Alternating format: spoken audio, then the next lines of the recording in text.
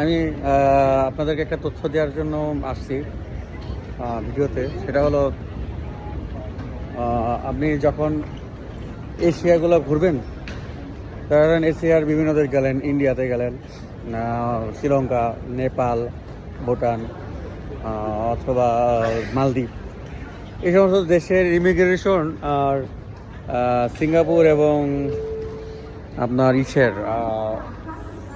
থাইল্যান্ডের ইমিগ্রেশন এক না। মালয়েশিয়ার মতো ডেভেলপ জায়গায়ও দেখলাম যে বেরোনোর সময় তারা কিন্তু আমাকে বেরোনোর সিল দিয়েছে পাসপোর্টে, কিন্তু থাইল্যান্ডের ইমিগ্রেশন থেকে দেখলাম বেরোনোর সময় আমাদের কিন্তু পাসপোর্টটা জাস্ট স্ক্যানার করলো। ওই পাসপোর্টটা আমরা জাস্ট স্ক্যানার করলাম, স্ক্যানার করার পরে ওরা এখান থেকে পুরো ছবি সহ পাসপোর্ট সহ অনলাইনে শো করলো।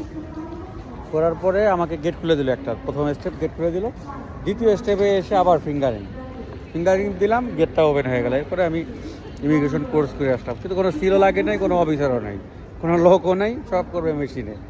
এটার জন্য আর কি বলা, ঠিক আছে, এটার জন্য বলা আপনারা এই জিনিসগুলো না জানলে অনেক সময় নার্ভাস হয়ে যেতে পারেন, কিন্তু আসলে এটা সিস্টেম এরকম যে কোনো সিল ইমিগ্রেশন পাবেন না, শুধু স্ক্যানার করে আপনার বেরোতে হবে এবং ঢুকতে হবে, ঠিক আছে।